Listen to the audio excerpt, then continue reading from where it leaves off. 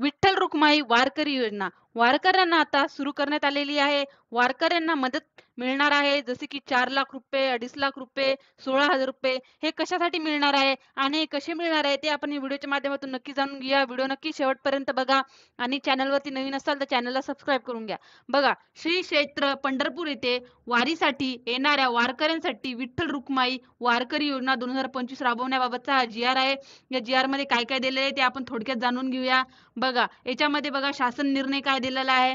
अपघाताने अथवा दुर्घटनेने मृत्यू पावलेल्या व्यक्तींच्या निकटच्या वारसदारांसाठी रुपये 4 लक्ष म्हणजेच की 4 लाख रुपयाचे इथे दिलेले आहेत. हे बघा, कोणी सुद्धा दुर्घटनेने किंवा असं होऊ नये देव करो, पण मृत्यू पावले असल्यास त्यांना 4 लाख रुपये हे सरकारकडून मिळणार आहेत. वारी दरम्यान अपंगत्व आलेल्या वारकऱ्यांसाठी बघा एकूण 64,000 रुपये दिलेले आहेत. ते 40 ते 60% अपंगत्व असल्यास त्यांना 74,000 दिलेले आहेत. 60%हून अधिक अपंगत्व असल्यास त्यांना 2,50,50,000 इतके मिळणार आहेत पैसे. एका आठवड्यापेक्षा अधिक कालावधीसाठी हॉस्पिटलमध्ये दाखल झाल्यास त्यांना 16,000 रुपये मिळणार आहेत.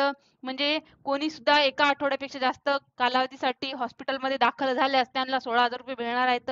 एका आठवड्यापेक्षा कमी कालावधी करता दाखल झाल्यास त्यांना 5,400 रुपये मिळणार आहेत.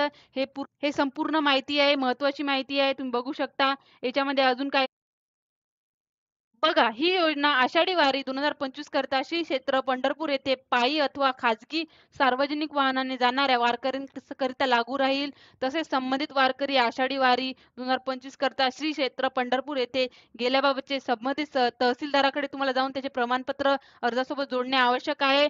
सर्व तहसीलदार यांनी संबंधित वारकरी आषाढी वारी 2025 करता गेल्याची खात्री करून घ्यायची आहे. स्वरूपाचे प्रमाणपत्र मागणीनुसार संबंधित वारकरी अथवा त्यांच्या वारसदारांना निर्गमित करायचे आहे. अशा प्रकारची ही खूप महत्त्वाची माहिती होती. व्हिडिओ नक्की शेवटपर्यंत